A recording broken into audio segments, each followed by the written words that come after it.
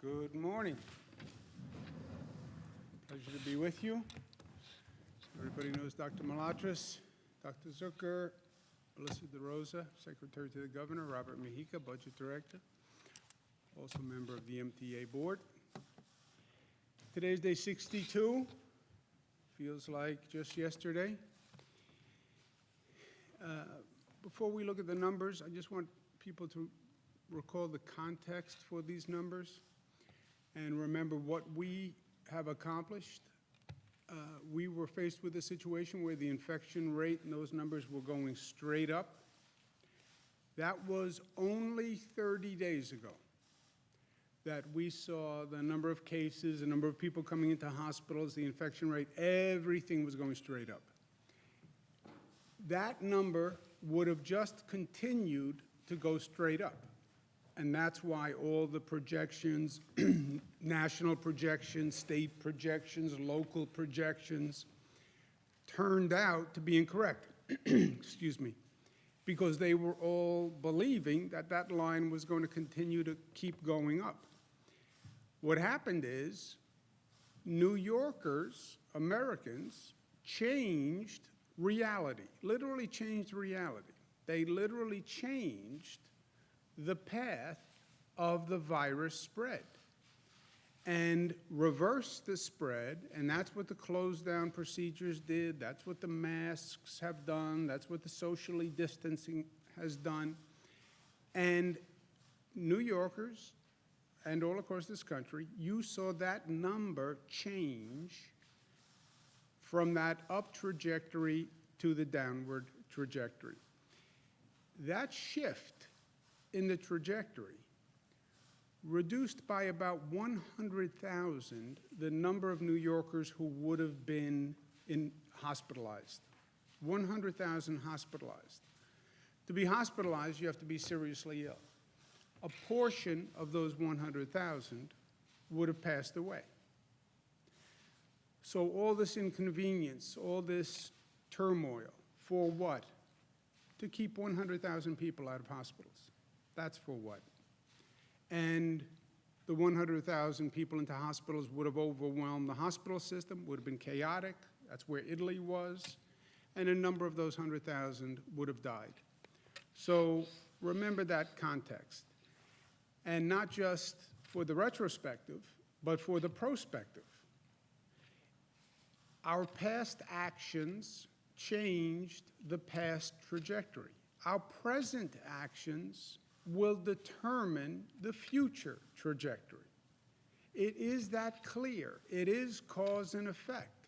You tell me what we do today, I will tell you the number of people sick tomorrow.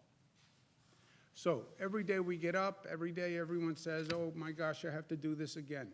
Yes, but what you do today is going to determine the number of sick tomorrow. And New Yorkers have continued to do what they have to do, and you see that number of hospitalizations dropping. And that is all good news. And that is a credit to the community and the social conscience and the responsibility of New Yorkers. The question now is, as we're on the decline, how fast is the decline and how far is the decline? How low will the number actually wind up? Right now, we're at about 1,000 new cases per day, okay, in the 900s. 954, 933, 970, 973. That's 4 days. Day before that, it was 1,076. That looks like the number is flattening, is plateauing at about 900, 1,000 cases. 3, 4 days, 5 days, if you want to say, between 900 and 1,100. That is still too high a number of new cases to have every day. It's not where we were. It's a lot better than where we were, for sure. But 1,000 new cases every day is still a very high infection rate. It's still a burden on the hospital system. So we now want to take it to the next level. Let's drill down on those 1,000 new cases. Where are they coming from? Why is the infection rate continuing? Who's getting infected?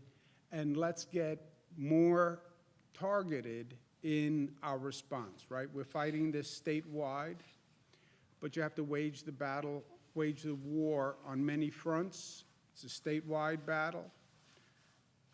Now that we have it basically stabilized and on the decline, the enemy is on the run, the virus is reducing, let's get more refined, more targeted. And I'm going to be speaking with the hospitals this afternoon and say that we want to get more specific information on those new cases that are coming in the door. Where are they coming from? Who are they? To see if we can come up with a more specific target. If you look at the past few days where the cases have been coming from, this is a 3-day, what they call rolling average. But you see, 17% from Manhattan. Much of it correlates to population, but much of it also correlates with downstate New York. 17% Manhattan, 17% Kings, 12% Bronx, 11% Queens, but then 10% Nassau, 7% Westchester, Suffolk. So it's a downstate region, and then upstate, it's Erie County. So gives you a snapshot of where the cases are coming from, but we need more specific information to have a specific battle plan. Literally, where do the new cases come from? Are they essential workers? Are they people who are staying home and getting infected by a family member? Or are they essential workers who are still traveling and possibly getting infected at work? Where do they work? How do they commute? Is this a question of getting infected on public transportation? We just announced new subway buses, Long Island Railroad, Metro North, protocols. Where in the state are these people who are being transferred from a nursing home? What's their sex? What's their age? What's their previous health status? What are the demographics? Let's get more specific information from the hospitals to see if we can come up with a strategy that is more tailored to the reduction of these 1,000 cases per day.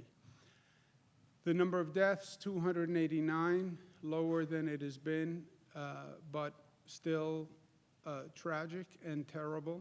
And all the good numbers, all the good news, for me, every day, this number just wipes that all away. We announced a statewide policy for our schools. We did it last March 18th.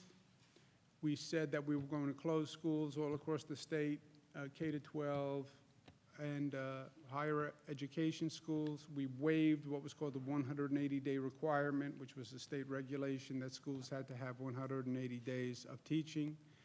Schools then transferred to distance learning programs, meal delivery services, child care options for essential workers. That has actually worked out well, not perfectly. We had to do it in a rush, but there are lessons that we can learn here that could change teaching going forward and teaching in these types of situations going forward. But it did work. It basically functioned well, and teachers did a phenomenal job stepping up to do this. It was a hardship on everyone, but we made the best of the situation. Colleges and universities were also moved to distance learning. Campuses were closed unless a student really needed housing on the campus. Schools, obviously, by definition, have higher density. They have transportation issues, kids who are getting on a bus. We didn't have the protective measures to put in place. You have 700 public school districts, 4,800 schools in this state. Then you have 1,800 private schools, 89 SUNY and CUNY campuses, 100 private colleges, and total is 4.2 million students. So the decisions on the education system are obviously critically important. We must protect our children. Every parent, every citizen feels that. We must protect our students, we have to protect our educators, and given the circumstances that we're in and the precautions that would have to be put in place to come up with a plan to reopen schools with all those new protocols. How do you operate a school that's socially distanced, with masks, without gatherings, with a public transportation system that has a lower number of students on it? How would you get that plan up and running? We don't think it's possible to do that in a way that would keep our children and students and educators safe. So we're going to have the schools remain closed for the rest of the year. We're going to continue the distance learning programs. Schools have asked about summer school and whether we'll have attendance in schools for summer school. That decision will be made by the end of this month. Again, nobody can predict what the situation is going to be 3-4 weeks from now. So we're trying to stage decisions at intervals that give us the information, but also enough time for people to make the preparations they need to make. So any decisions on summer schools will be made by the end of this month. But in the meantime, meal programs will continue. The child care services for essential workers will continue. And then we want schools to start now developing a plan to reopen. And the plan has to have protocols in place that incorporate everything that we are now doing in society and everything that we learned. We're going to be asking businesses to come up with plans that safeguard workers. When they reopen, we need schools to come up with plans also that bring those precautions into the schoolroom. And that's for schools, that's also for colleges, and the state will approve those plans.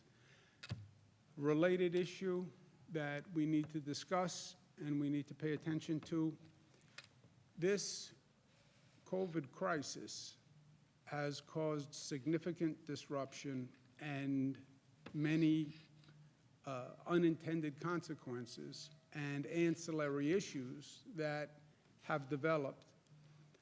And one of them is when you have people who are put in this situation immediately with no notice, it has caused serious mental health issues. You have anxiety, depression, insomnia, loneliness, that feeling of isolation. We're seeing the use of drugs go up. We're seeing the use of alcohol consumption go up. This is a chronic problem. If you're feeling these issues, you're not alone. As a matter of fact, half of all Americans have said that their mental health has been negatively impacted. Don't underestimate the stress of this situation. And it happens on a lot of levels. 3 out of 4 say that their sleep has been affected. You don't know where your next paycheck is coming from. You don't know if your job is going to exist. You're at work one day, the next day they say everything's closed, stay in the house. You're in that house in a confined situation, or you're in an apartment in a confined situation. You can't get out. It's difficult. For emotional support, we have a hotline that is set up. People shouldn't be shy in any way or have any second thoughts about calling for help. It is a pervasive problem, and people should make the call and get the help if they need the help.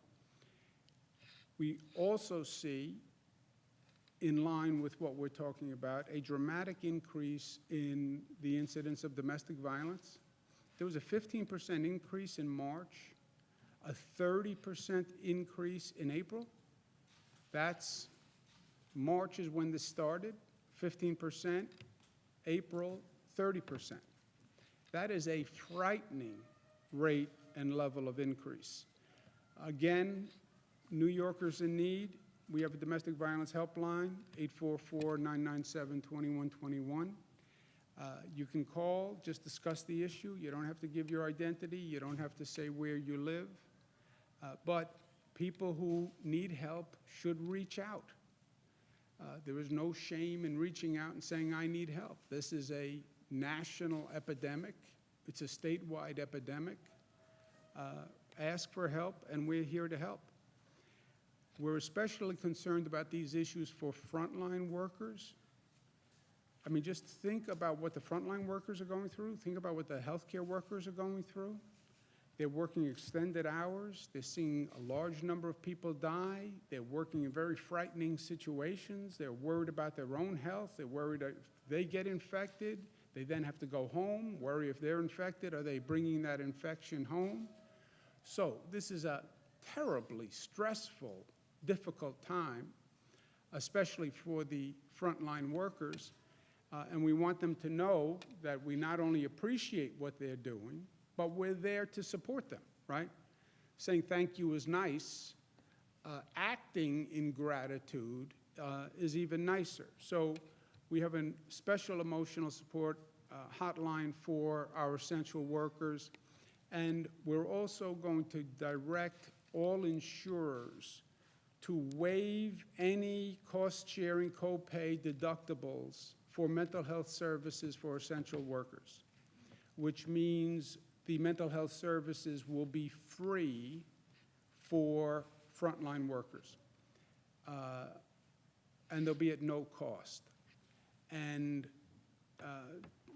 too many people, too many families have said to me, well, you know, I would go for services, but I don't want to pay the cost. I can't afford it. I don't want to take that money from my family. That's gone. There is no cost to get mental health services. So just wipe that reason away and get the help that you need. It's even if it's even in the best interest of your family. Last point, personal opinion. Who said, when life knocks you on your rear, learn, grow up, and get back up? Was it A.J. Parkinson? It was not A.J. Parkinson. It was me. Nobody ever said that, just me. When life knocks you on your rear, ... learn, grow, and get back up. This has been a very difficult situation for everyone. But when life knocks you on your rear, learn and grow. And we will collectively learn and grow. We're going to learn many difficult lessons from this situation. We're going to learn about public health threats that we never saw before, we never heard of, we never really anticipated, we never actualized. Everyone talked about global pandemics and that possibility, but you know what, until it happens, people don't really get it. Our hospital system and how that works and how it works in an emergency, how teleeducation works, how telemedicine works, how you keep society functioning during an emergency, how you communicate to people the dangers of a situation without panicking people, because you still need essential workers to come out and do their job. You don't want to panic people where they say, I'm not leaving the house. But you need to communicate the facts so people act responsibly. How do you do that in a short period of time? What do you do about public transportation? We learned a whole lesson with the downstate public transportation system. So there'll be a lot to learn from this, which we will learn and we will be the better for. I believe that. And that's part of life.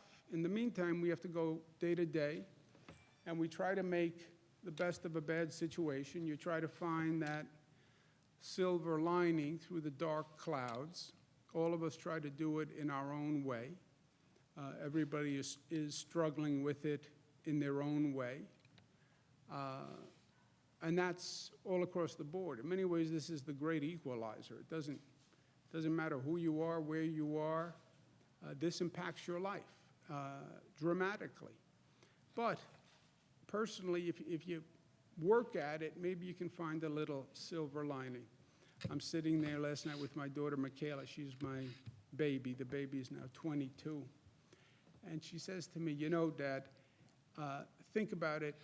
I've spent more time with you now than I will probably spend with you in the rest of my adult life. I said, wow, what does that mean? She said, well, think about it. I've been with you for over a month. I won't be with you for another month for the rest of my adult life, which is kind of jarring because I still think of her as my baby. But you know what? That's probably right. You know, she's 22. She's going to go off, do whatever she does, and then you see her at holidays for a few hours here. Maybe you steal a Saturday once in a while. Reminded me of the Harry Chapin song, Cats in the Cradle, which was a great old song from a great man, great New Yorker too. But these are, with all the bizarreness, I haven't been able to see my mother in 2 months, but I have my daughter probably for a longer period of time than I'll probably have for the rest of her adult life. That's probably true. So you try to find the silver lining. You try to stay positive. We stay socially distanced, but we stay spiritually connected. New Yorkers have been so supportive of each other. You can feel it. There's a spirit of community and mutuality. People are there to help one another. People understand that everybody's going through this. Everybody's in stress. You look at the way people have complied with these rules, as annoying as they are, masks, 6 feet, this. That's out of respect one for the other. I love the metaphor of the mask. The mask does not protect me. I wear the mask to protect you. What a beautiful sign of caring, of mutuality. I wear a mask to protect you. That's the spirit, even in this terrible time of difficulty.